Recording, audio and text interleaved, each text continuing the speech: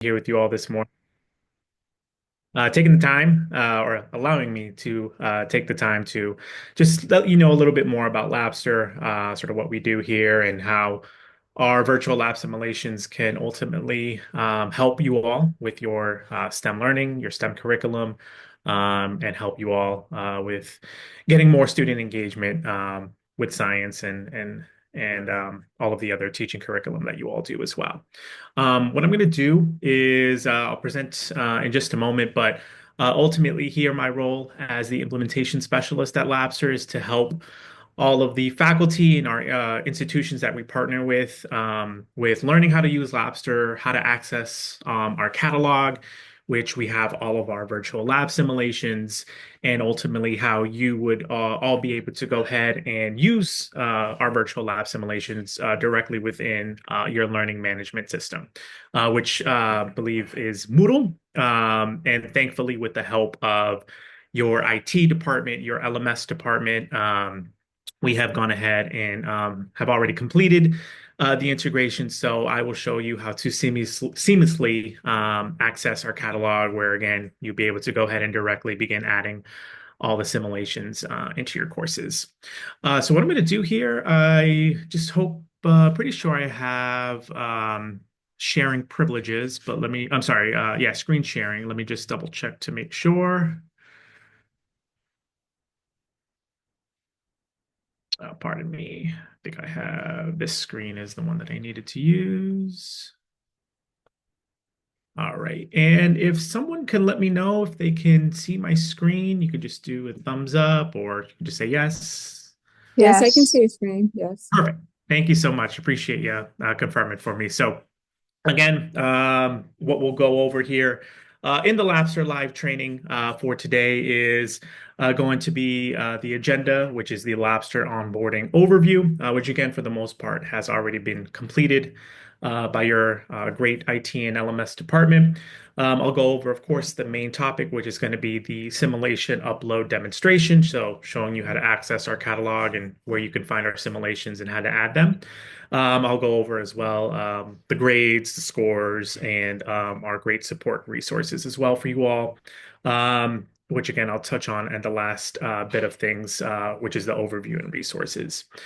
Um, Again, at any point, if anyone does have any questions, I'll sort of pause periodically as well, just in case, you do have any questions. But yeah, sure. Now, maybe if you can help me, just monitor the chat. Feel free to use that as well. If you do have any questions, just feel free to pop them in there. And please don't, we want to help you answer all of your questions. So if you do have anything in mind, I'd be happy to go ahead and answer that. I do always like to emphasize as well, if there's something very specific that I may not have the direct answer to, we have a wonderful support team. We have a wonderful product team. So if there is something specific, I can always go ahead, reach out to them, and then we'll get a follow-up answer for you all as well. Um, awesome. Well, let me move a little bit right ahead. So this is the typical implementation journey here at Labster. Again, for the most part, everything for you all is pretty much all set up and ready to go. So of course, all the welcome emails, everything has been set. The product delivery, technical integration has been completed. Now, of course, we are doing the live training. I do also want to emphasize as well, I know the meeting is being recorded, so you will always have access to this. I'm going to send a follow-up email to Charnel, which will include all of our other resources. So we have about a 15-minute webinar tutorial, which is a little bit more condensed version of sort of this live training. So I'll be happy to send that to you all in case you want to get, little in case you missed a step, wanted to go back and watch something. Be happy to share that with you all. We have also a asynchronous online training course as well. If anyone is interested in being able to do the online training course, please let us know. We'd be happy to go ahead, provide you all with that link, which actually I believe, Charnel, you may already have it. But if you don't, please let me know. I'll be happy to send that again. Our asynchronous training course is new. So that way, again, if you are up to it and you want to go ahead and learn even more knowledge about using Labster, we have that asynchronous online training course as well. And that's really great because it's self-paced. So you can go on your own time, pause, resume whenever you want. And it's another great way to learn a little bit more about using Labster. And then again, we will reintroduce you to your customer success manager. Should be during the follow-up email. So your customer success manager will be your primary main point of contact at Labster. I believe probably Charnel, Dr. Bethel, you would most likely have those contacts with our CSM. So the CSM is the one who, again, pretty much handles everything in terms of sort of generalized questions. If there's any questions regarding your subscription with Labster, things of those sorts, your CSM would be your main point of contact. But I'm still going to be here in case you do have any other sort of implementation questions. But then again, as I mentioned, we do have a wonderful support team, which is readily and available to help you all in case you do have a little bit more of technical questions or technical issues that may arise. We do have a wonderful support team that's going to help you along the way while you all are using Labster. Kevin, a quick question on that. Yes.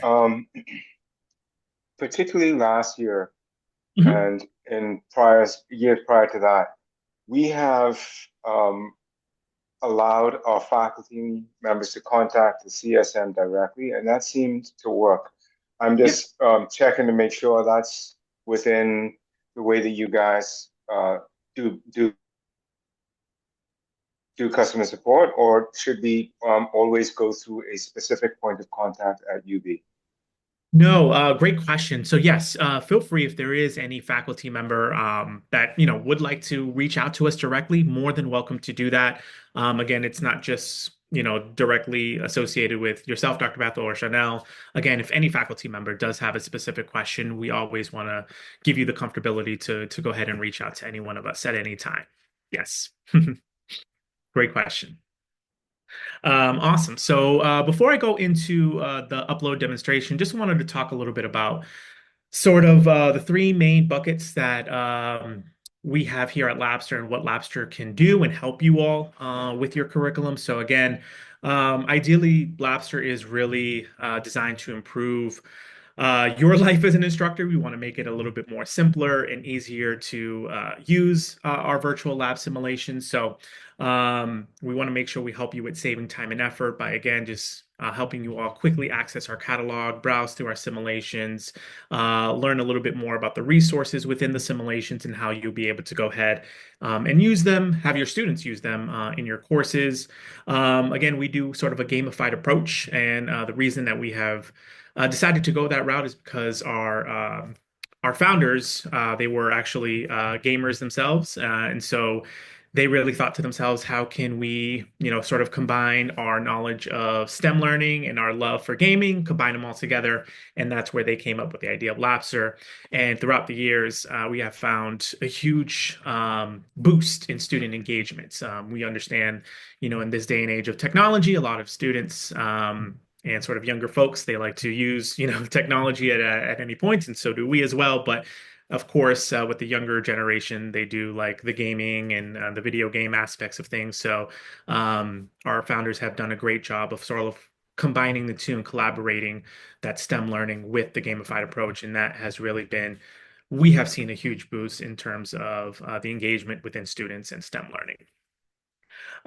Some of the other things that, again, we can do is expand your lab access. So we understand one of the most difficult things, I would say, in terms of science labs, of course, is funding.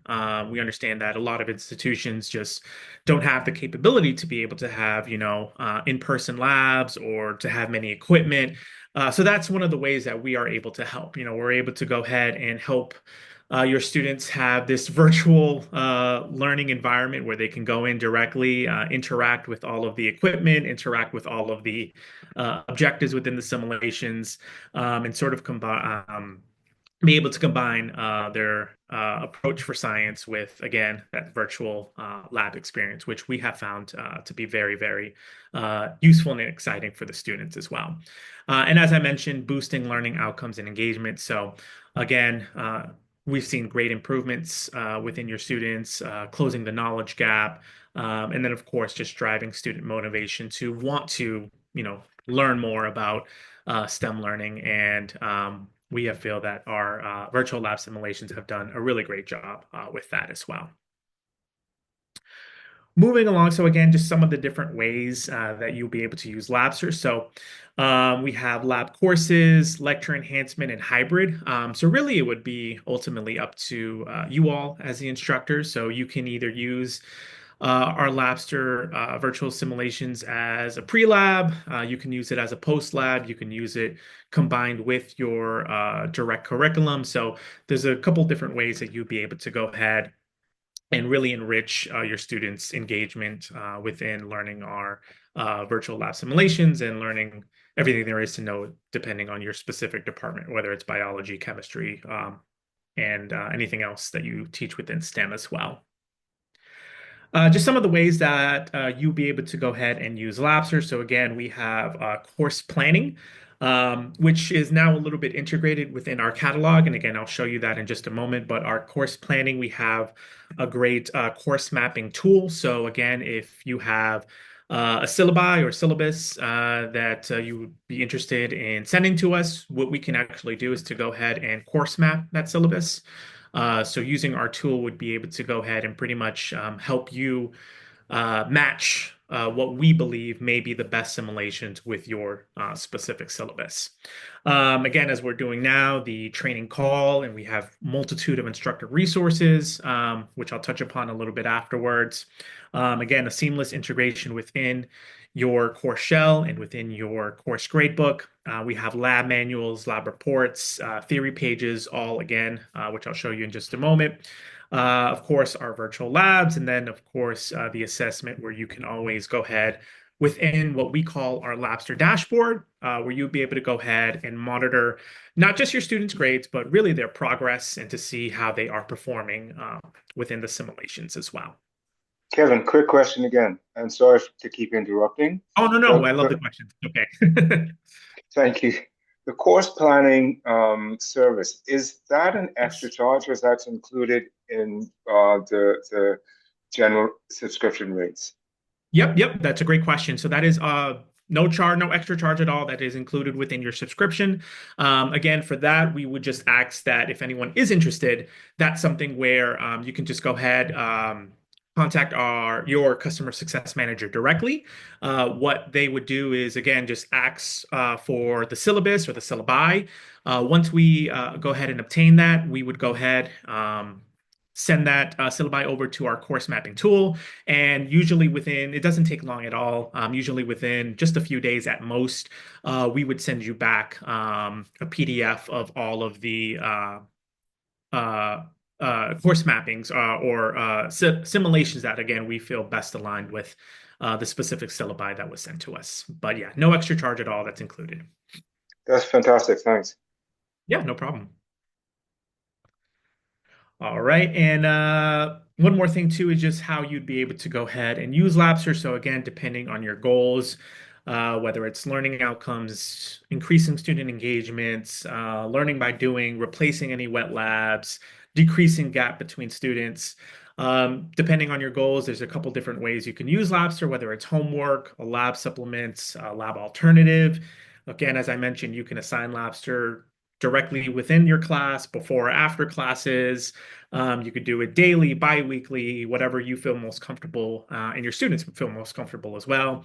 You can pair it with your videos, lab manuals, reading textbooks. Again, keeping track of the assessment, the grade scores, the completions.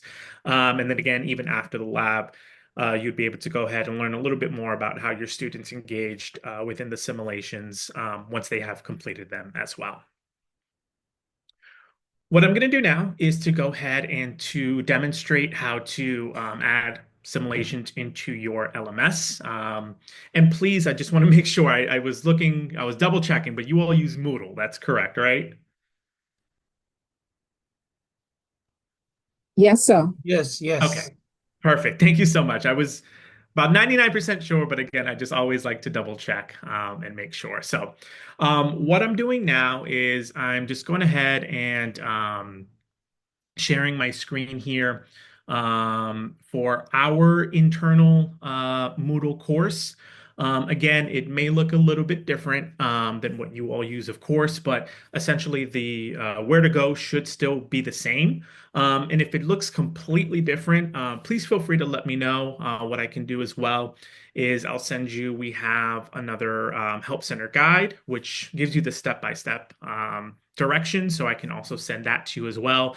But even though it looks a little bit different, where you would be able to go should still align correctly. And if it looks pretty similar, then we're good to go. But the first thing that we're going to do here is we're just going to go into the course in which you would like to use our simulations in. In this case, I'm just going to use our biology year one course. Once you go into your course, the second sort of big step and important step is here there's a feature that says turn editing on. So you would want to go ahead and turn that button on. And if for whatever reason you don't have those specific privileges, I would probably say in that case, you may want to just quickly reach out to your LMS or your IT department and see if they may be able to go ahead and either grant you that specific feature, those privileges, or if possibly they may be able to turn it on their end. But for the most part, I feel like most faculty should have that specific feature available. So again, once you go ahead and turn editing on, what you're going to do, and don't mind me, because again, we do a lot of testing, we do a lot of practices, and of course, we do a lot of trainings, but we're going to go ahead into the section where we would like to go ahead and begin adding the lab simulations. So once you turn editing on, once you go into your section, you'll see here some of the simulations that I have already added into this section. This is what it's ultimately going to look like. So to begin adding and to access the catalog, the next sort of major step is to click on the section where it says add an activity or resource. So once I select on that, here a pop-up window will appear. And again, the way that you would be able to access our catalog is through our external tool. So you would all just have to simply select on the external tool option. And once you do that, you don't have to worry about putting in any activity name because once you select the simulation, it's going to automatically populate directly for you. But the major step in this specific step here is going to be under the pre-configure tools section. You'll see here there's a drop-down arrow. You'll just go ahead and select on that drop-down, and you would just simply select on the Labster tool. Again, please don't mind my page. We do a lot of testing, so that's why we have a lot of different options. But for you all, we typically recommend for your IT and LMS department to name the Labster tool just as simple as possible. So you may see it as Labster 1.3, Labster, maybe depending on the year that they installed it, 2024. I'm not sure specifically what your department named it, but again, it should be something to the effect of Labster. Charnel, you have your hand raised? Yeah, Yeah, it Kevin. says Labster US. Labster Yeah, US. Yeah. Kevin, Okay. can I just underscore right there to everybody for them to please use the external tool that's labeled Labster US, Yes. because in our platform, I think we also had the Labster 1.1 installed, Yes. and we don't want people to be going back to that one. So please, Yes. everyone, Labster US is the one that the 1.3 version of the tool that we need to be using. Yes, thank you, Dr. Bethel, for letting me know that too. What I would say as well is perhaps if one of you want to reach out to your LMS and IT department, see if maybe they can possibly delete that older external tool, the 1.1. I would say just to not, cause any confusion. I think that would Yeah, probably yeah, be best. and so that's the next thing. It will be deleted for this semester.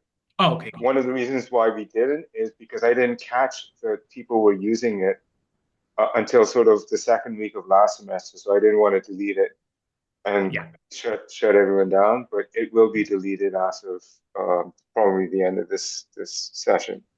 Okay, great, great. Thanks for confirming that. Yeah, because we see that a lot too. A lot of faculty are still using the previous older version, which again we left it on only because, as you mentioned, in case any faculty still need to finish up some of the things. But actually, very soon, the older previous version of our Labster external tool will also be no longer supported as well. So if anyone is still, for whatever reason, using that, they'll get an error message. So whatever the case may be, now we have the new version updated, installed at your institution. So should all have no problems with accessing the tool. So yes, what I'll do is to go ahead and select on the Labster US tool. And then right after that, all you would have to simply do is just click on the select content button here. Once you do that, another pop-up window will appear, and here is where our catalog. You'll be able to go ahead and view all of our different simulations that we have available. I do want to emphasize you have access to all of our simulations. Right now, we have about a little over 300 simulations that you have, again, full access to. And then within our catalog, there's a couple different ways, which I'll show you here, in which you can be able to go ahead and find, some specific content that you are interested in using in your course. The first and foremost is going to be right at the top there. We have our search box. So again, if you're looking for something specific, again, I'm just going to type in biology. We have a couple different recommendations that pop up here, but again, you could just go ahead, type in whatever you want, and we have our 35, in this case, results for biology. And here we have our units, our collections, our courses, which I'll touch upon in just a moment.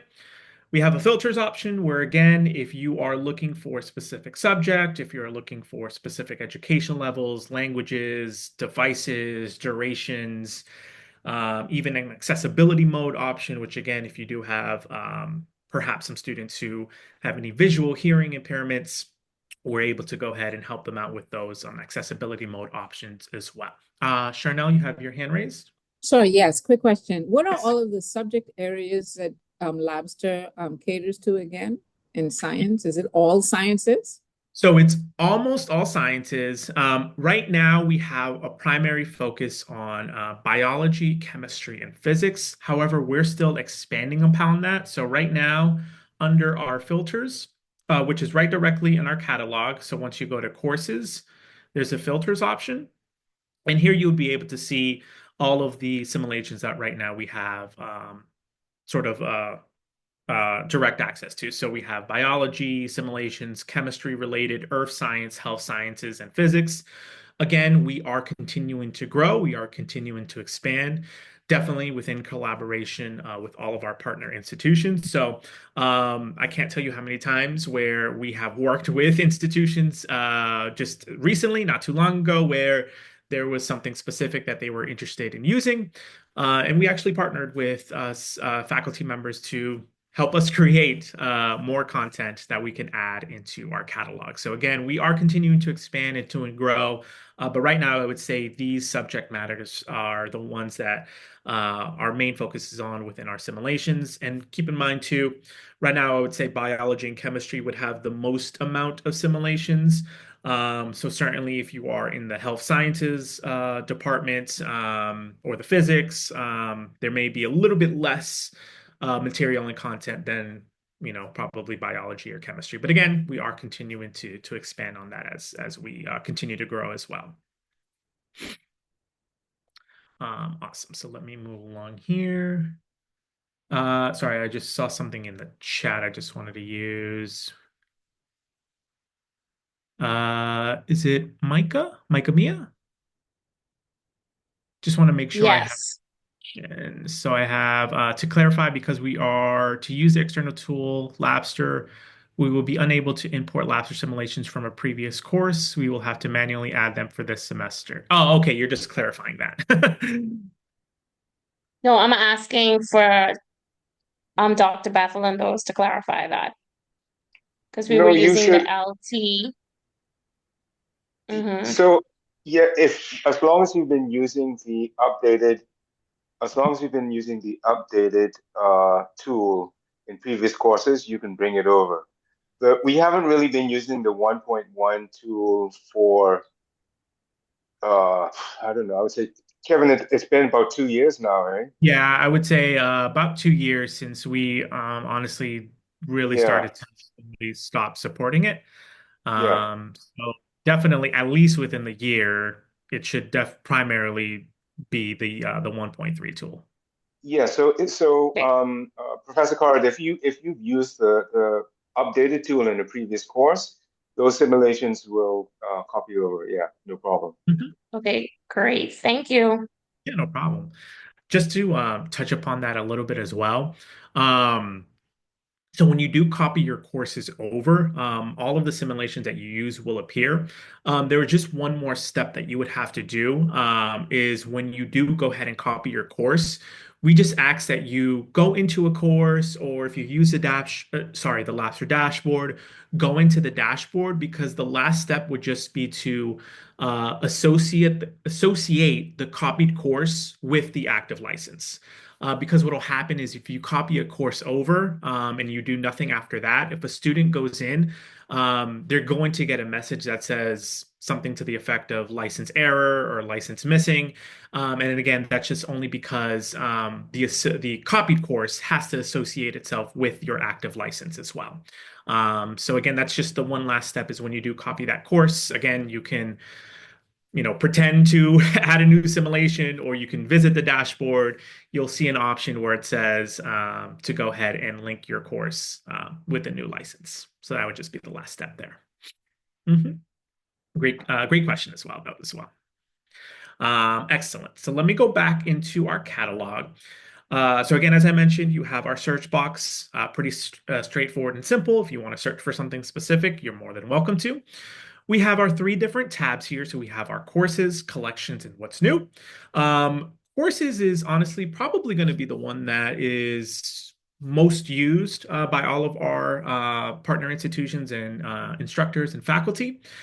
Courses here, what we have done is to gone ahead and simplified your search for the content that you're looking for. So as I mentioned, you're more than welcome to use the filters option. So again, if you are teaching biology and of course you're teaching higher education, well then once you go ahead and select on your filters, here you'll be able to see all of the different courses that we have available to you all. So we have gone ahead and combined all of our simulations into these courses. Each course has its specific learning outcomes. So again, you'll be able to see a little bit more about what that specific course entails and what your students should be achieving within the simulations that you assign to them. What you can also see is some tabs here. So you'll be able to see sort of the different subject matters that are within this course. We have also differentiated our courses from courses, units, and simulations. So what that means is as you're browsing around through our simulations, I'm just going to use anatomy and physiology as just an example. Let's say you're in this or interested in using some of the simulations in this specific subject matter. What you can do is to go ahead and select on the course. Again, it's just going to give you a little bit more breakdown. So you'll have 22 different units with a total of 41 simulations. Here again is the complete detailed description about this specific course. Again, the learning outcomes for the students, and then all of the content in this course.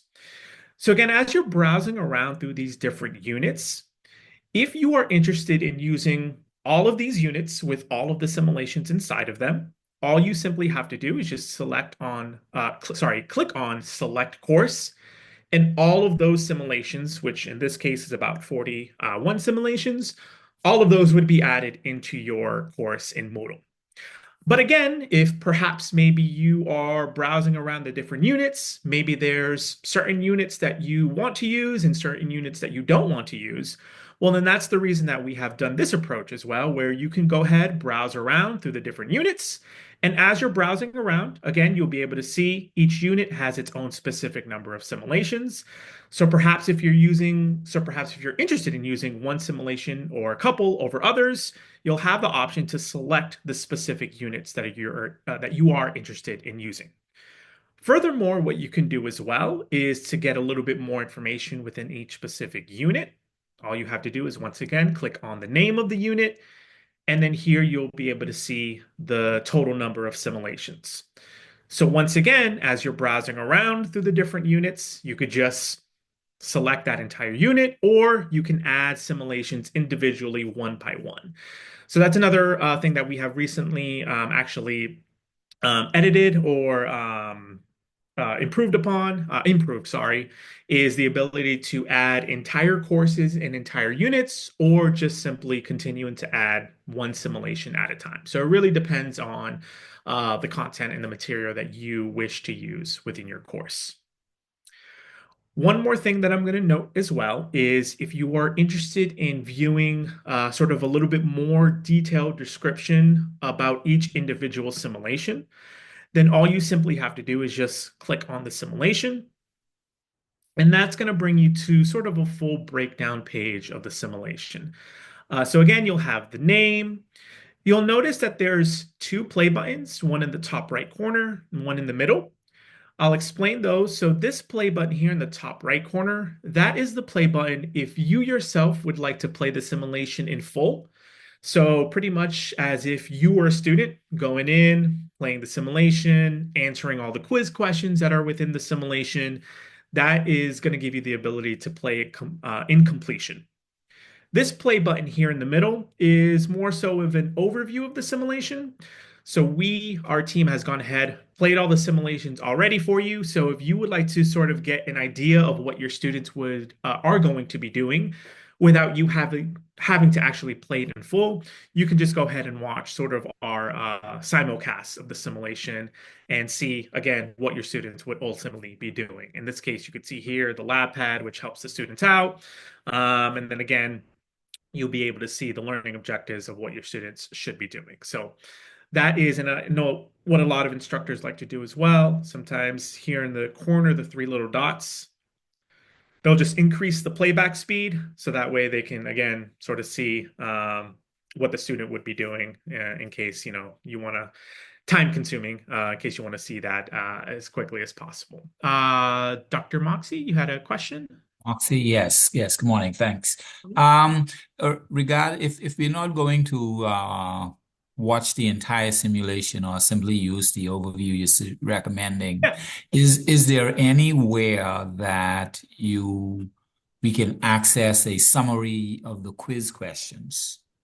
Yes, yeah, actually, great question. I'll do that next, actually. Here, you actually beat me to it. So right underneath, as I'm scrolling down, right underneath the simulcast video, you also have access to supplementary materials. So you'll have access to the lab report, the lab manual, the read theory, as well as both the quiz questions answered and unanswered. So all you would simply have to do is just select on the resource that you are interested in. It'll open up a pop-up window, and here's where you'll be able to go ahead and view all of the answered quiz questions. In this case, this specific simulation, I know it's shorter in length, so it only has 2 quiz questions, but here's where you'll be able to see the questions as well as the correct answers. Thank you. Yeah, no problem as well. One more thing to note as well is please remember that these resources and these materials are only available for you as instructors. So your students would not be able to see any of this information. The only thing that students will see is, of course, the play button, the learning objectives, as well as the read theory. That's the only things that they'll have access to. All of this is specifically only available for you all. Yes, Dr. Moxie. Yes, sorry, just thought about a follow-on question. Sure. Is there any opportunity to edit the quiz questions? Yeah, there is. Yeah. There is. You guys have great Okay. questions. I love it. What I'm going to do is just going to finish up on the rest of the material within the breakdown page, and then I'll show you exactly where to go to edit the questions. Charnel, you just had a question? Yeah, so I clicked on select all. I think it was just to say select all, right? So I've selected all. Now, let's say if I don't want all anymore, because how do I undo that? Yes. Right. I'm glad you brought that up because right now, you haven't hit done yet, right? No, I didn't hit done. I just select all, and the only thing that I'm seeing, right? Okay, I see the done at the bottom, right? Yeah. Yeah, But yeah. I didn't click done. Okay, good. So for right now, the only thing that we're working on, and we have noticed this with only 3 specific LMSs, so it's Moodle, Schoology, and I believe it was Sakai. For whatever reason, whenever you select entire courses or entire units, it just doesn't give you the ability to go back and to undo them. Unfortunately, again, that's something that our product team is working with those specific LMSs to fix. So for right now, what you'd have to do, unfortunately, is just to pretty much just exit X out, out the box. yeah, and Okay. just go Yeah. back in. Start again. Um, yeah, Okay. so again, something that we're trying to work with. We're not sure why those three specific LMSs have um, or doesn't have the ability for you all to add and then sort of remove afterwards. So for right now, you just have to exit out and then go back in. Yeah. All right. Thanks. Yeah, a great call out too. Thank you, Charnel. So where was that? Supplementary materials. Let me just finish up here. So you'll have the simulation features, so the length of time, availability, accessibility mode, the different languages it's available in, related standards, the full about section, which again gives you the full information about the simulation, and then just some screenshots and downloadable simulation images. So again, all of this is available once you select on the specific simulation. Again, if you're interested, you can just go ahead and select the simulation. But if you're not interested, what you could do is just go back. And again, if you want to select the entire units, which in this case, you'll notice the number of the units that are added into your, I like to call it like bank. You'll be able to go ahead and keep track of all of the number of simulations. Or if you're just interested in using an entire course, again, you can go ahead and here, maybe General Biology 2, all of the 51 simulations, you could just go ahead and select that entire course. So all of those 51 simulations would be added into your bank. But again, in this case, what I would recommend for you all is before you select an entire course or select an entire unit, I would definitely recommend, since for whatever reason Moodle doesn't have that ability to remove afterwards, I'll probably just go in, make sure you're seeing all the material and you're definitely want to use it. And if you are, you could just go ahead and select the entire unit afterwards. Before I touch upon the quiz questions, I just wanted to give you a quick little note about the collections tab. So again, our collections tab is just a little bit more extra feature that we have available as well. It's not sort of like a roadmap of a curriculum. It's sort of more so of, we have simulations that tailor to a specific, once again, subject matter. So again, advanced biology, animal physiology, biomed sciences, but you'll notice that within all of these collections, there's no learning outcomes. As a matter of fact, if you select on a collection here, once again, you'll be able to select the entire content or just select individual simulations at a time. So there's no learning outcomes, there's no units as well. It's more so of simulations that are tailored to a specific subject matter with the collection. So you're more than welcome to use our collections as well. And then we have a third tab, which is called What's New. So again, as you're using Labster and as you're adding the simulations into your courses, you can always go ahead into our catalog, click on the What's New tab, and you'll be able to see all of the latest simulations that have been added. So again, as you're using Labster throughout the semester, you can always check in to see all of the latest simulations. I would probably say new simulations are added probably about every 3 or 4 months or so. We try to, as best as possible, add new content, and it could just be, could be 5 simulations, could be 1 or 2. In this case, I believe it's just 3 simulations, some practice activities that we have added as well. So again, you can always keep track of the latest simulations that have been added. What I'm going to do next is I'm going to go ahead and add a simulation, and then I'll show you the edit feature. So again, I'm just going to choose a random one for now. So let me go to genetics, DNA structure and function. Again, I'm interested in using this. Again, here's the breakdown, all of the information. So I'm just going to go ahead and select on the simulation. And as you noticed, here's my one. And then once you are ready, you'll just click on done. And one more time, it's just going to go ahead and confirm all of the simulations that you are going to be adding into your course. So I will go ahead and click on add content. And as you can see, the activity name has changed to that specific simulation. The tool URL has changed, so you don't have to touch or do anything after that. Once you add the simulation or simulations, that is where you can go ahead and configure the rest of your Moodle settings. So again, if you want to go ahead and put in a grade point value, you're more than welcome to do that. If you have any restrictions that you put in, if you have any completion due dates or anything of those sorts, all of these things are still within Moodle that you can configure after you've added the simulation. Yes, sure. Now. Okay, so I have a question. So I'm going through the process of adding the simulation, but here I would have to put a point value. So is there any way for me to see the point value while I'm browsing the simulation before I come in here in order to know how much points to put in? That's a great question. I would say that's probably more of an LMS feature. So for example, when you go into our catalog, since we don't know what you want as your grade point value, Oh, that's something that you would probably have to put, I would say, after the fact, or if you are already have your course, I believe there should be a way where you can designate your grade point value. So that way, once you add the simulation, you'll go into the grade section and just, again, you'll see the grade point value that you selected. so the simulations itself don't come with a value like, you do step one, step two, step three, or you've completed checkpoints one, checkpoints two, checkpoint three, and the software automatically awards you a 5 or a 4 or a 3. Is that what you're saying?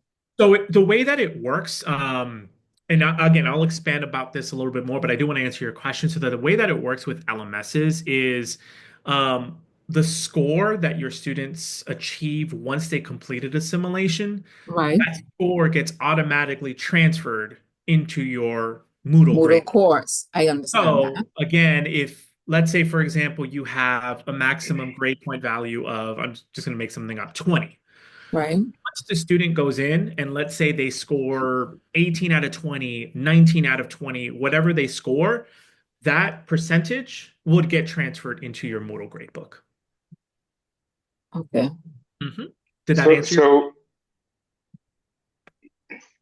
yeah, Oh, sorry. Kevin, just to expand on what you're saying, Yes.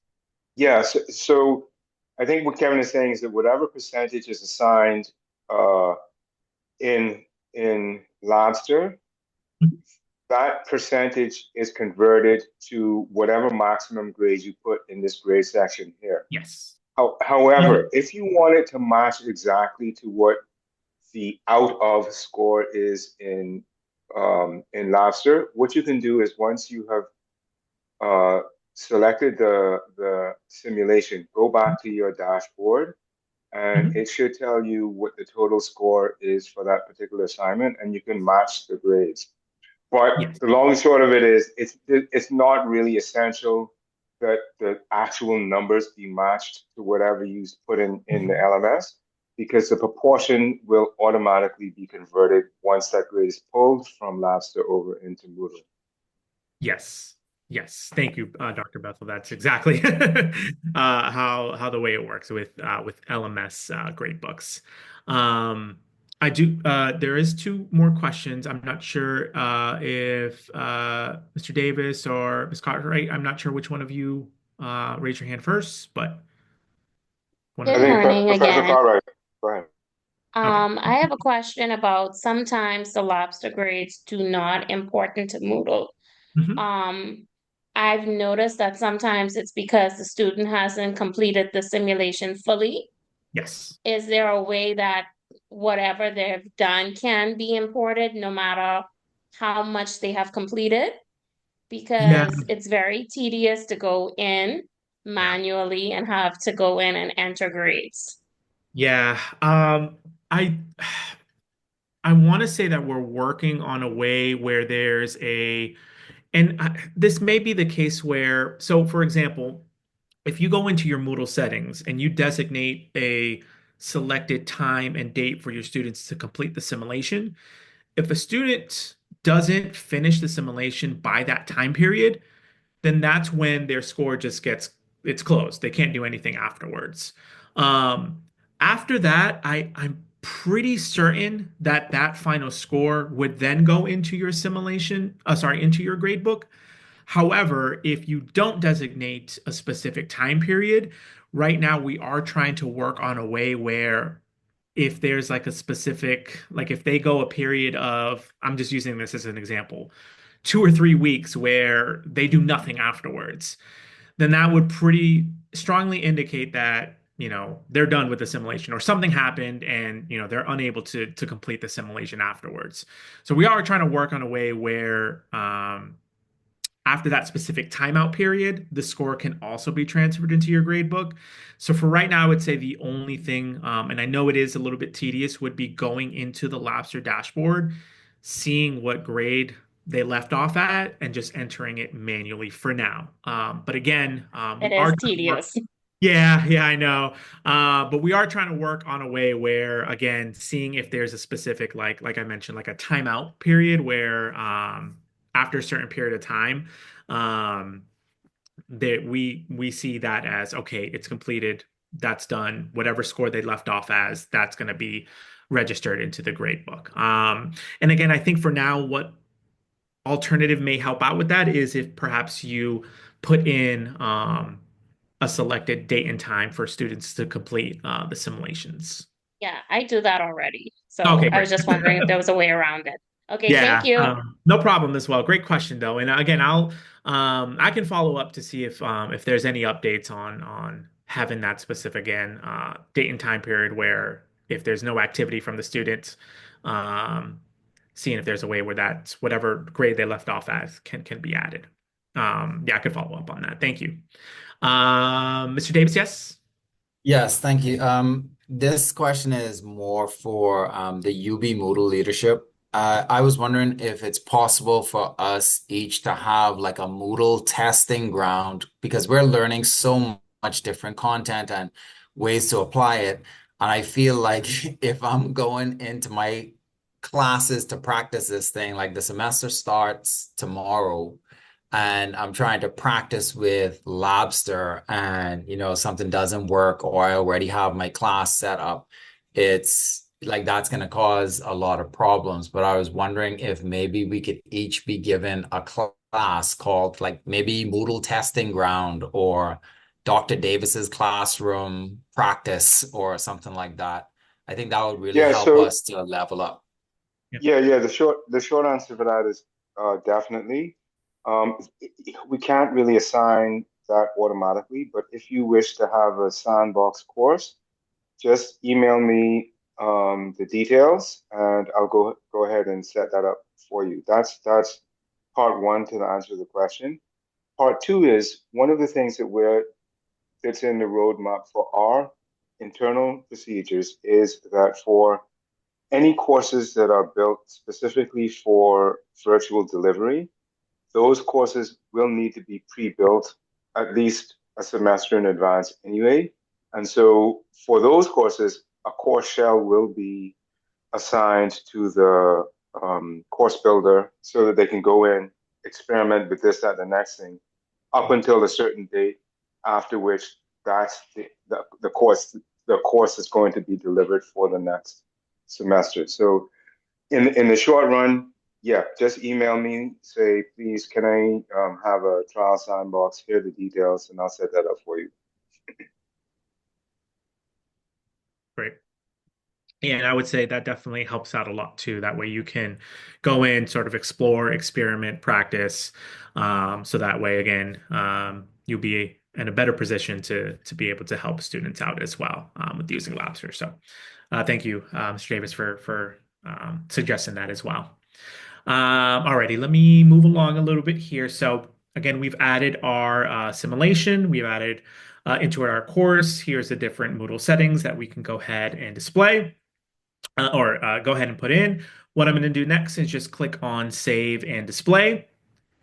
And you'll notice again the simulation directly within Moodle Course. So as opposed to the previous version of our Labster tool, instructors would have had to gone in, go to a downloadable page, common cartridges, download all that, upload those into the Moodle course, that just took too much time and effort. So that's why this new 1.3 direct access tool helps out a lot because again, you could see here the simulation is ready to go. One more important thing to note as well is yourselves as faculty, your students, you all do not need any Labster credentials. So you don't need to create any password or anything of those sorts. You're going to be using Labster directly within Moodle.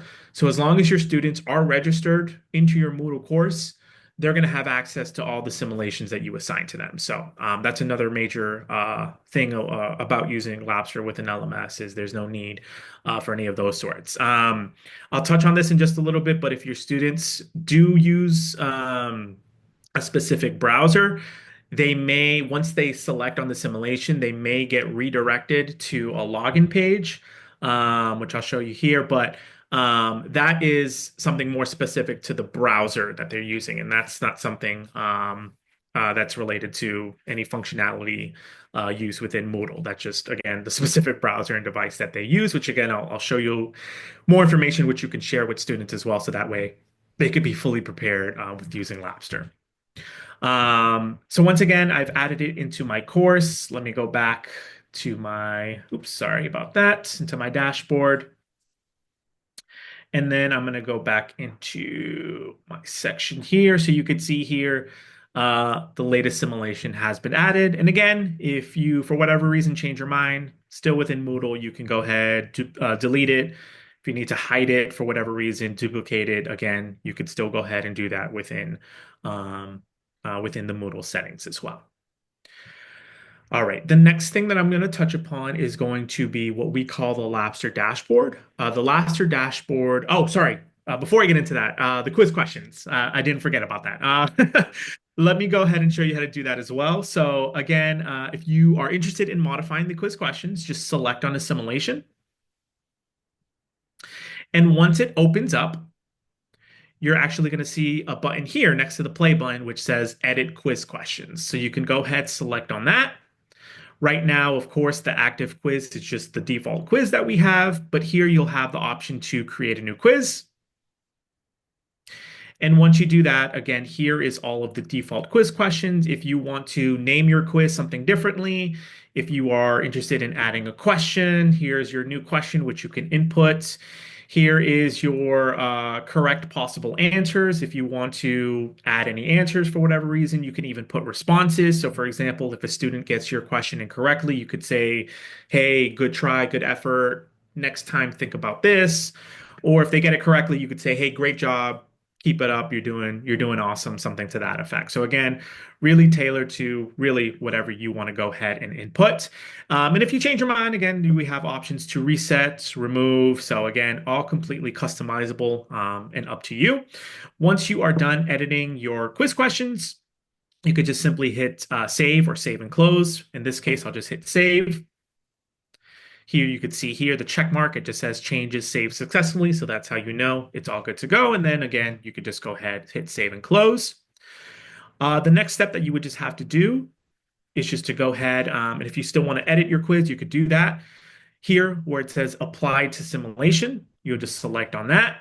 And here you could see the simulation is published and it's currently available to your students. If you change the quiz, your class might get graded differently. So again, we definitely recommend if you are interested in editing any quiz questions, doing it beforehand so that way there's no interruptions when your students are sort of in the middle of simulations or anything of that sorts. And then the last step is you also have the option to copy your edited quiz questions simulation to any of your other courses that you are going to be using Labster in as well. But that is, again, how to go ahead and edit the quiz questions. Are the question types limited to multiple choice, or what's the range of question type?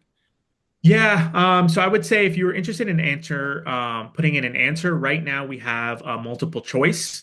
So again, if you want to go ahead and put in, 4 options, 5 options, it's really depending on whatever you want to go ahead and put in. You'll just put in your correct possible answer. If you need to reset or remove, you could go ahead and do that. And then that's why we put in the responses as well. So that way, of course, once your student gets your question correctly, they'll know by their correct response answer as well. Um, I thought, Charnel, did you have your hand raised?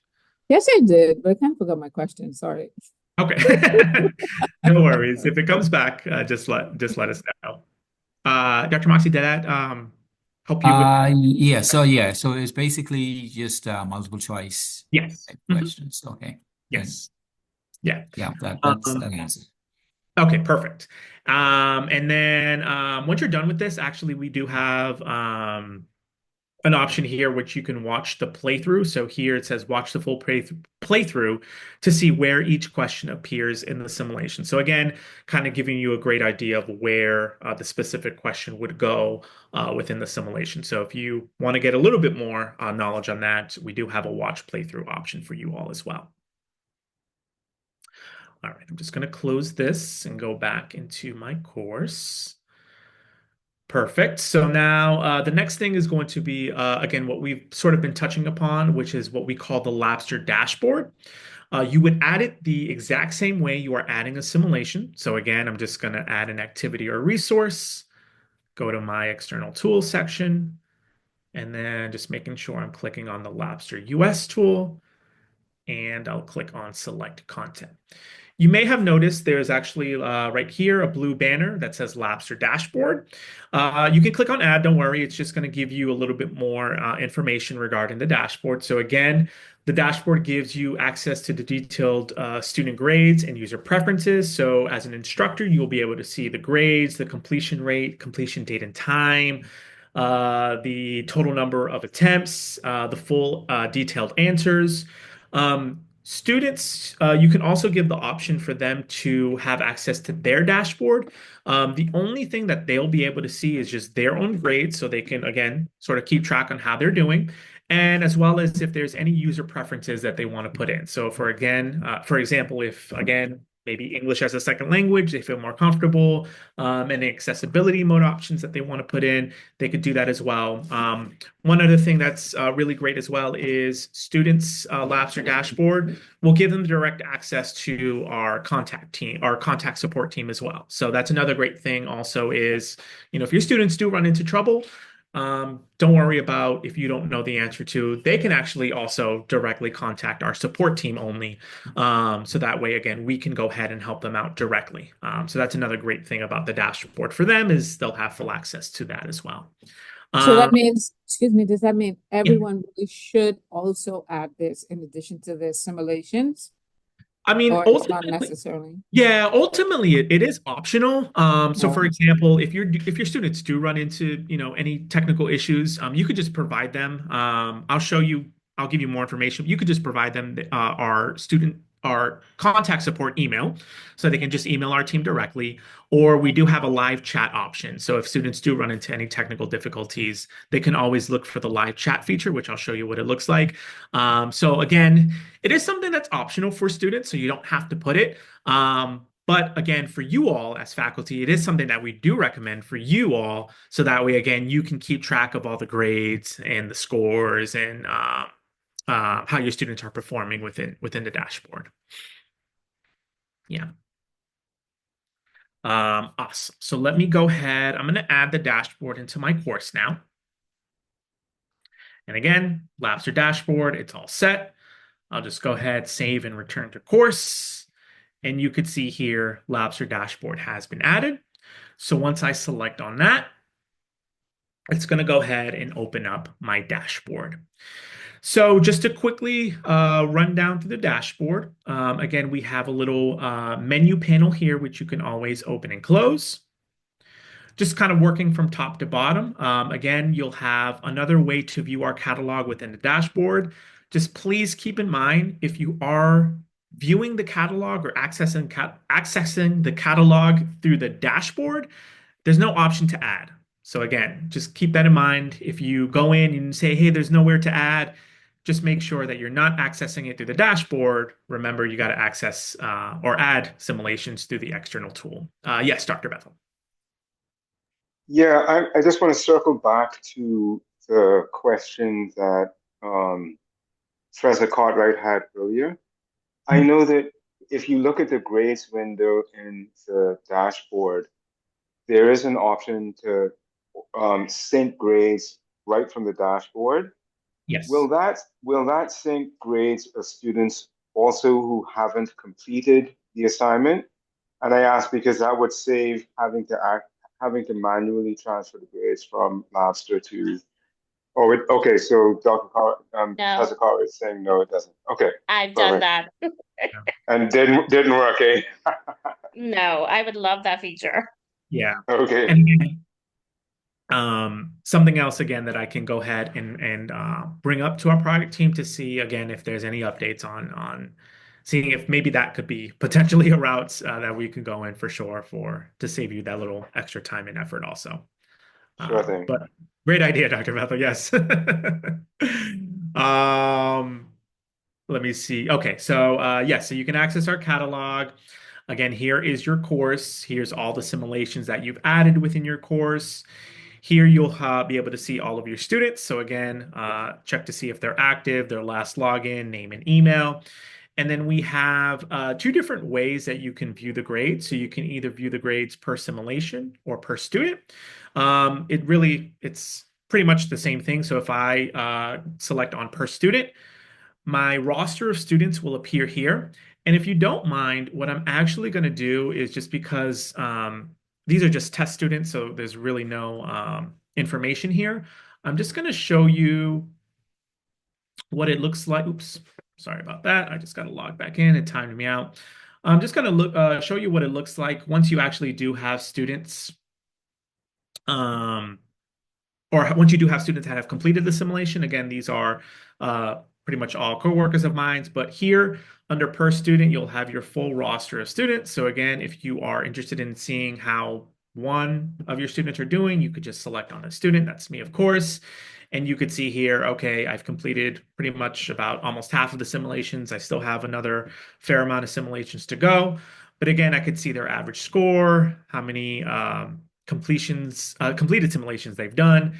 Here, I can also monitor their progress, the score. If you hover over that, you can view that as a percentage or a fraction, and of course, their completed date and time. And then under the per simulation view, the view switches. So your list of students will appear here, and then the drop down arrow here is where you would be able to go ahead and focus in on a specific simulation. So again, if I want to focus to see how my students did on the gram stain, here I can see all of my students except for one completed the simulation. So again, that's something where if this student was real, and for whatever reason, if they didn't complete it, they were still in my class. Obviously, that's something that I would, want to reach out to them and see, hey, how come you aren't, you know, doing the simulation? How come you haven't started? Whatever the case may be. Another thing you can do as well is if you just simply click on the student's name, here is where you'll be able to go ahead and view again their progress, the time that they've spent, which is something else that is a great sort of feedback because, again, if you do have a simulation that is, let's say 30, 40 minutes, and then you notice that maybe one or a few of your students are completing simulations in, 5, 7 minutes, obviously that's something that you may want to look into a little bit further to see if your students are, really engaging with the simulations or if they're just, trying to get through it as quickly as possible. So again, something else that you'd be able to go ahead and get a little bit more information on. Again, as I mentioned, their score, the graded aspect of it. So again, 100%, if they completed it, the score would get transferred into your Moodle gradebook automatically. And then this arrow here pointing to the right, and I apologize, there's a glitch on my end, but here's where the questions would appear with all of the correct answers. So you can see how specifically your students did within the simulation. One more thing to note as well is when your students are going in and they're playing the simulations and they're getting ready to answer or getting ready to do the quiz questions, if they do get a question incorrect, the answers actually get randomized or they get scrambled. And the reason that is because we don't want your students to do a process of elimination. We don't want them to say, okay, I got answer A wrong. Let me just go with answer B. Oh, answer B is wrong. Now let me go with answer C. The reason that we scramble the answers when they get it incorrect is because we want your students to answer the question correctly based off of the knowledge that they had just learned up until that point. So again, that's another reason why the dashboard is really great and really useful is because you really get a great view of how your students are obtaining all of the information and if they're understanding it, in a great pace, or maybe you can check to see, oh, I have a student who, he's answering a lot of his questions. It's taking him, 5, 6, 7 tries. What can I do to help out some of these students as well? So again, something else that you'd be able to monitor is how many correct tries it's taken the students to answer the questions as well. But again, that's something else that you could see within the dashboard. And as we had mentioned as well, you have access to all of this information. So again, if you want to, besides just viewing the grade in your Moodle gradebook, if you want to export any of this information, you do have an option there as well within your Labster dashboard. You can just either select your file format and then you can have it either sent by email or downloaded in your selected file format. And then, as we had mentioned, I'm just switching back over to the Moodle dashboard. As we had mentioned, there is also an option where you can go ahead and sync your grades. So grade syncing will be available, of course, when there are grades. But you can select which of your grades will sync with your LMS. So you can either have it defaulted, which is the best grade, but you can also either have it the first attempt or the last attempt. So whenever you select one of those, you'll just want to go ahead and click on save, and it will apply to your simulations. Yes, sure. Now. Is there in Labster a button or a switch that you would actually, or someplace in the settings that you would go to indicate how many tries you want to give them, or is that taken care of on the Moodle side? Are you talking about how many attempts? How many attempts they do to complete the simulation? Because you have first attempt, last attempt. So do Yes. I set that, or is it just automatic? Could they do it as long as the assignment is assigned, or Yep. do I put a setting value to it, or and Yeah. where do So you go to do that?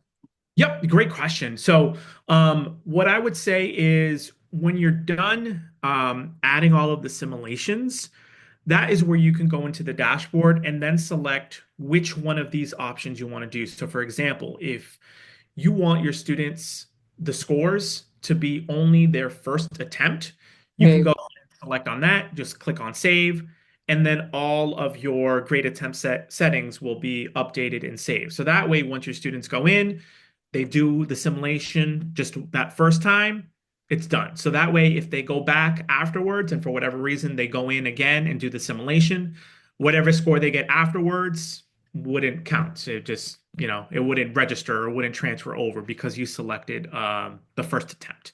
Again, if you want to give them the option of going in and the number of attempts, I would say is more so of a Moodle setting, which I know and maybe you all definitely can Yeah. correct. Can you let me know if Moodle has an option to put in a Allow. number of attempts? Yeah, it It does. does. Oh, So okay. yeah, it does. I was just wondering from the Lobster side, if there is a setting to say, I want to assign this link to this one simulation from Yeah. the Lobster side to say they can do it 3 times or 4 times, or would I be relying on Moodle's settings to pretty much set that? That was really what I want to know. Yeah. So yeah, that would be through the Moodle settings where you can go ahead and, put in a number of attempts that you would want to have your students do the simulation.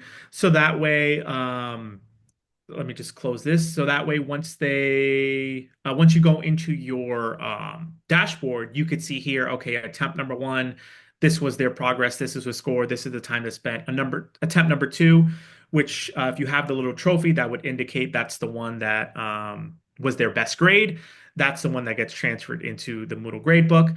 But again, really on the Labster side of things, the only thing that we would be able to help you out with is just selecting which of the grades will sync with your LMS. But in terms of number of attempts, that would be a Moodle setting. Thank you. No problem. Great question as well. Awesome. So again, we have our dashboard. These are all the grades, the progress where you can go ahead and monitor. We also have a little student view within the dashboard as well. So again, you can go ahead and here, this is how it's going to look like for your students once they go in again. So if I'm a student and I have access to the dashboard, again, the only thing I can see is my grades, and then I have direct access to the Help Center and the student resources, which is going to be my next topic now. Let me just go back to instructor view. So again, that was the Labster dashboard and how you would be able to go ahead and keep track of all of the progress and the scores and the answers. For both yourselves as instructors, and again, as you just saw your students, you would both have access to our resources. So again, this is something else that we definitely, if you have some time, recommend to read upon and get a little bit more information on. All you would have to do is just click on the little light bulb that said instructor resources. And that's going to take you directly to our Educator's Guide to Labster. This, again, is a great introduction into everything from the technical setup. You'll see the chapters and the roadmaps, teaching with Labster, all of the overview of features. We have many great teaching materials, teaching articles. You can get a sense of maybe how other instructors who may teach the same subject or you, how they're using Labster within their courses, and again, a lot of great helpful reading articles that you have full access to as well. And again, here, student troubleshooting, so introducing how you'd be able to go ahead and help your students in case they run into any issues. So that is, again, all available within the dashboard under the instructor resources. You all have access to the Help Center as well. Our Help Center, again, would be another great resource, I would say more commonly for students. But again, if you have a question or anything of those sorts, you can go ahead. You may be able to actually find the answer right here. So again, the simulation step-by-step, which again, I'm going to share all of this with you, Charnel. I'm going to send you all the resources so you could share it with everyone else afterwards. But in case you're interested, again, you can go ahead. Here is the Moodle step-by-step. So again, everything that I just went through with you today, you can all find that here, so you can always go back. We do have a step-by-step instruction video as well. This is, again, as I mentioned earlier, a little bit more condensed. So it's about 12 minutes long. But again, it's a little bit more sort of a shorter recap of how to use Labster within Moodle. So you'll have access to that directly as well here. But I would say most commonly when you are looking into the dashboard, I would say adding the simulations, the grades and dashboards is something else that you can go ahead and look into a little bit further. Again, if you maybe want to get a little bit more information, may have a specific question, who knows, you might be able to find it within here. And I would say the only other one would probably be for instructors. Again, we have a specific app. LMS troubleshooting could be potentially one that you all may use as well. But I would say more often than not, your students are going to be the ones who are accessing the Help Center and again, the student resources. So I'll just click on that so I can show you here. Student's Guide to Labster. You could just directly share that with them as well. So again, gives them a welcome to Labster, tips for best experience, student troubleshooting, commonly asked student questions, so they can, again, get a great idea and a great sense and get prepared to use Labster as well. Again, as I mentioned, within the Help Center, which again, they can directly access as well. I would say the most commonly ones that students use are going to be simulation issues and tips. So again, if perhaps something happens while they're using a simulation, while they're playing a simulation, again, they can find an article that can potentially help them out rather than, having them rather than them having to email you and you may not know the answer to. They may find the answer right here directly within the Help Center. LMS troubleshooting is something else. I would probably say the most recommended one that I would definitely, even if you want to just share the link with them, would be device and technical tips. So again, can my device run Labster simulations? We give them the requirements. As of right now, Google Chrome and Firefox are going to be the only supported web browsers. So Safari, Edge, Opera, any other non-supported, students are going to run into issues, which again is something that we most commonly see. If, something is going on with the students, usually one of the best things that we always ask is, what device are you using, what browser you're using, and that's usually the root of the issue. But certainly there could be something else that's happening, which again, we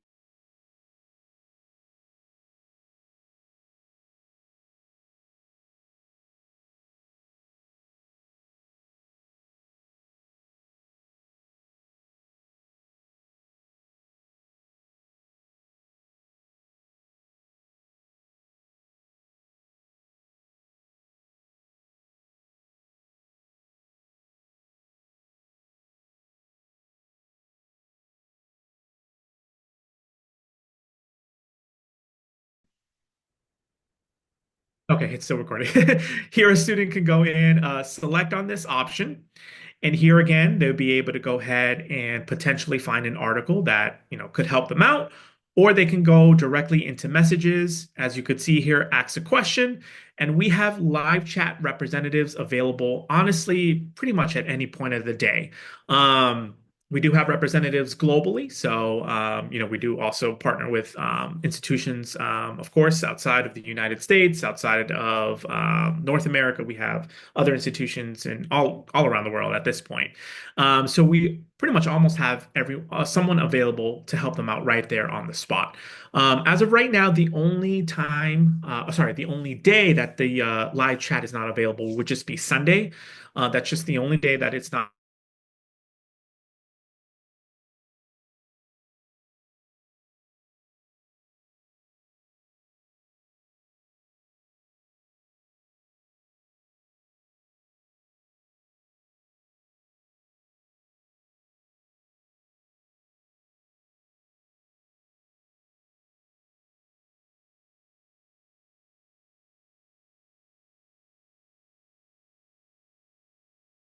Later rather than them, email you in the middle of the night. You may not get to it to the next day. If you don't know the answer, you might have to reach out to us. Might take a little bit more time to get to the answer to it. So again, encourage your students to locate that live chat feature. They can go ahead, start to live chat, ask the question, and then again, most often than not, our support team will help them out directly right there on the spot. So it is, I would say, our definitely most helpful and most utilized tool to help your students out with those technical issues. Yes or no? Okay, I just want to say that we're experiencing a little bit of technical issues with the Wi-Fi on our end. So Okay, that's why, right, so we apologize for that. no That's worries. beyond our control. But my question with regards to cell phones, do the simulations run on cell phones once they use the specific browsers, or Mhm. because I had an issue where a student, but I can't recall what browser they were using. I do know that they would have accessed the simulation through OpenLMS, Yes. but it wasn't playing. Yes. So if they are, so cell phones, we don't support cell phones. I think we Uh-huh. had something. If I just type in smartphones, I'm trying to locate the yes, access and Labster on smartphones. Yes. So you can find it here as well under playing Labster simulations on an iPad or Chromebook. Again, if this is something you want to share with students as well. So we do not currently support mobile devices due to technical limitations. So you will not be able to use these devices to access Labster simulations. So again, something else that you can absolutely, if you want to just share this with your students as well. We understand, of course, in this day and age, everyone's using their smartphone for everything. But just in terms of the technical requirements and limitations that it takes to run the simulations, for right now, smartphones is just something that we don't currently support. So right now, again, as we mentioned, iPads, Chromebooks, Google Chrome, and Safari are going to be the best ones. But again, if like we had been mentioning, if something happens, with an error or a glitch, again, please encourage your students to just reach out to the support team, and we can definitely, if they are using for whatever reason one of the supported browsers and something still is happening, we're going to take every effort to help them out directly, so they can go back in, and be able to use Labster effectively. But yeah, great question, Charnel, as well. But that, as far as the demonstration goes, pretty much wraps it up. So again, these are, oh, and the last thing here, just very quickly within the dashboard, you'll notice the name and email at the very bottom. If you select on that, that's just kind of account settings. So again, if you want to edit your time zone, if you want to change the languages or anything of those sorts, again, if your students feel more comfortable with a different language, they could just go ahead and put in one of the supported languages that we have currently as well. So again, just the last little account settings that you could do within the dashboard as well. But again, that wraps it up in terms of the demonstration. So we went over again, accessing the catalog, all of the content that you'll have access to, and how to go ahead and add courses, units, or simulations in your course. Talked about the Labster dashboard, the grades, how to view the progress, the scores, and as well as the support and resources. Again, just to wrap up here, because I know we're closing in on time. Again, as I had mentioned, best practices using a laptop, desktop, Chromebook, Firefox, or Chrome or Firefox. Closing out other websites and software, waiting until the simulation loads to 100%. If they want to download Labster's app when playing from an iPad or Chromebook, perfectly fine. And then some of the don'ts, not using a mobile device or other devices, not using Safari, running other software. So we know, of course, a student can have a simulation loading while at the same time they can have, 10, 20 different tabs open at the same time, doing other different things. Again, our simulation is going to run more effectively the less amount of tabs and windows and things that they have going on as well. As I had mentioned, your support and resources, we all here at Labster are collectively here together as a team to help you out. So you have access to the Help Center, our technical support live chat function, all of our educators and students guide to Labster. Again, all resources that you have had access to. And again, as I mentioned, Charnel, I will send you that email with all of the links to these resources. But the next step from here is just going to go ahead and confirming your student's ability to access Labster. I would say again, if you all are just interested in going in, practicing before students begin to play, I would definitely recommend that as well. Uploading some simulations, even if it's just to practice so you can get used to it. And then, of course, beginning to use Labster within your course. Before I end up here, is there any last remaining questions that anyone has for myself? Okay, I don't see anything in the chat, but before I get to the final question on the floor, is there Yeah. anyone in the room that would like to open up their mics, make a comment, ask a question? Hi, Okay, while Kevin. they think, go ahead, go ahead. One more question, and I know that it really does not fall within the purview of this particular session, but do you have any knowledge about UBSIM? We've received some communications about Labster about it, and I know that our nursing program is always looking at expanding their virtual simulations. Yes. Yeah. So I'm the implementation and training specialist for both Labster and UBSIM. Oh, wow, Uh, fantastic. so yeah, if you ever do end up having a subscription for UBSIM, most likely I would be the one doing the same thing here Okay, with the UBSIM side of things. But yes, UBSIM are virtual reality nursing care. So again, if you do have a department that is interested in it obviously works a little bit different than Labster because with UBSIM you do need the headsets, and we have all yes. of these things are I think meta headsets or things like that. But once you do have that, if there is a nursing department, absolutely we'd be able to help you all doing the nursing virtual reality, and UBSIM is just an amazing software that we have created as well. I know it's gaining popularity as well with the virtual reality, not just nursing, but a lot of different subjects. But yes, we'd definitely be able to help you out with that as well. I would say if you are interested in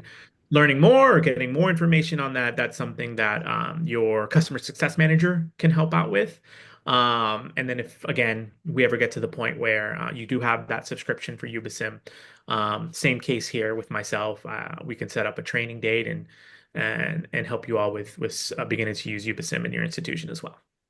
Perfect. I know that a couple of the professors from the School of Nursing Mhm. actually either are on this call now or were on the call earlier. So I will reach out to them and engage the interest and have them reach out to you directly to set up a Perfect. call.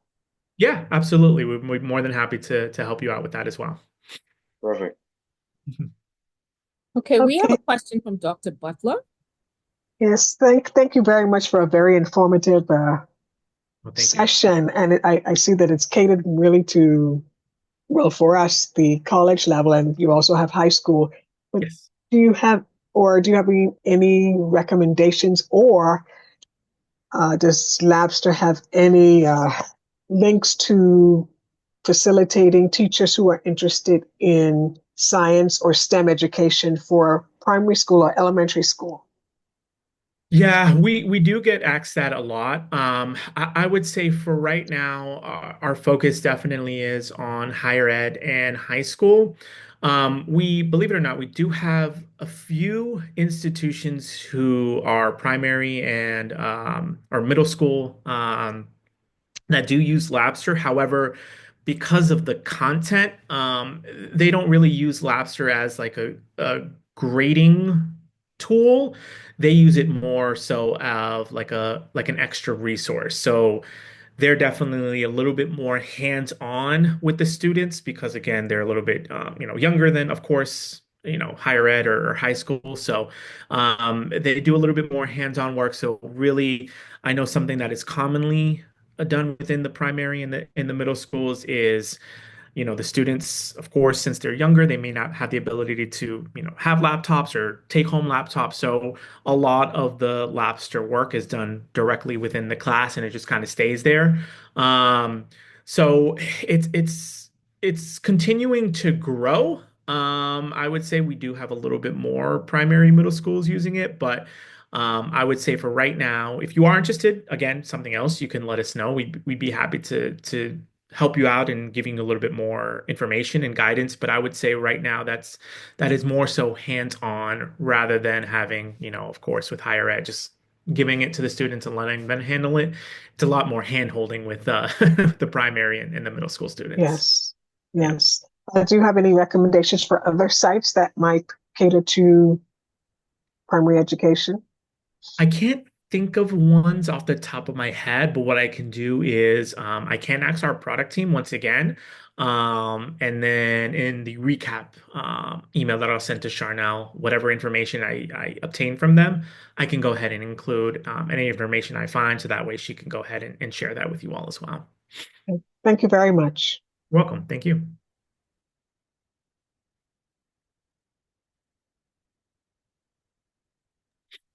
Okay, ladies and gentlemen, I do believe that we can say that, at least for me, I know this was a very wonderful training session because now I can actually effectively use Labster.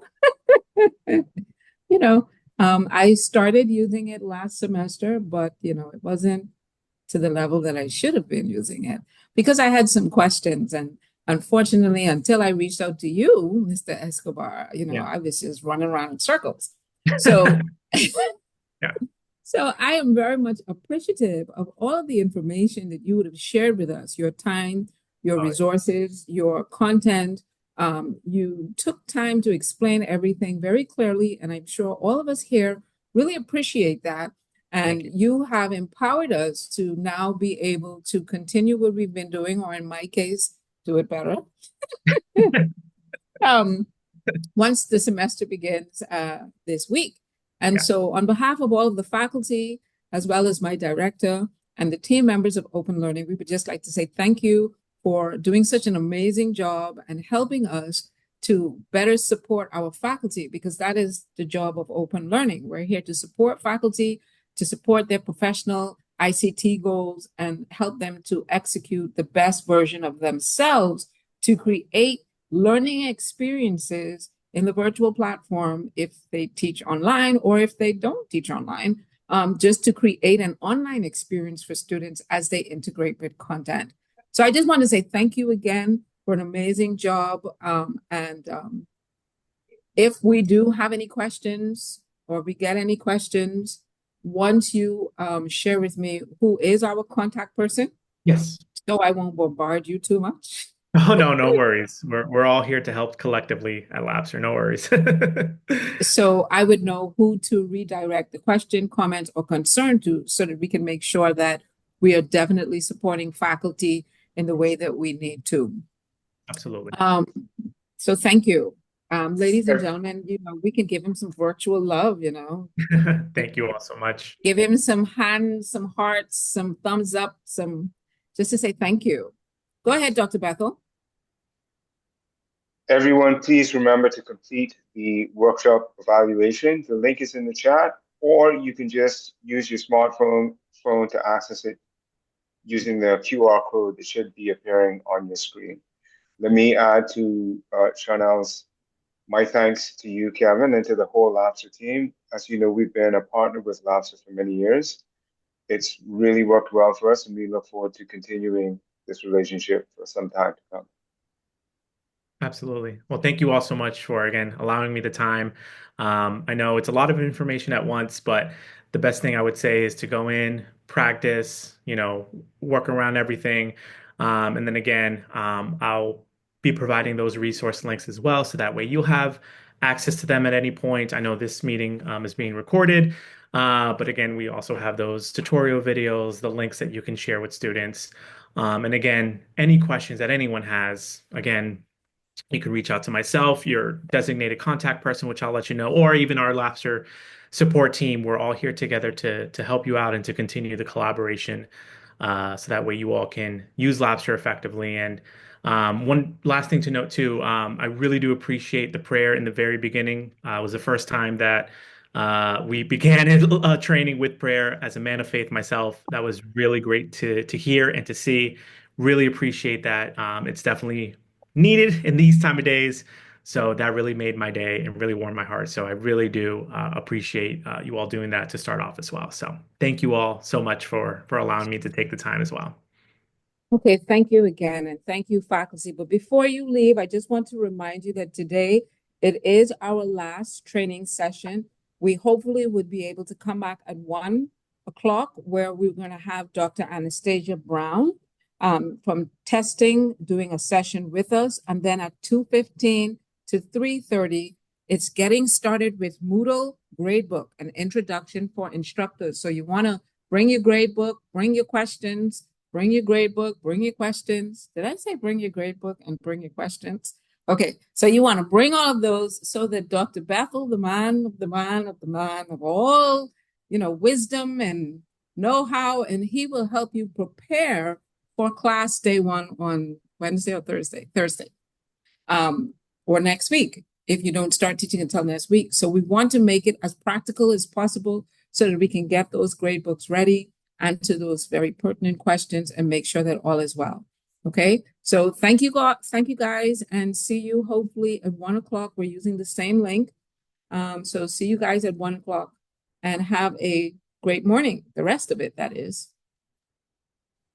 Thanks, everyone. Have a great day, and don't forget to fill out the evaluation. Thanks again, Kevin. Looking forward to more collaborations with you in the future. Thank you all so much. God bless.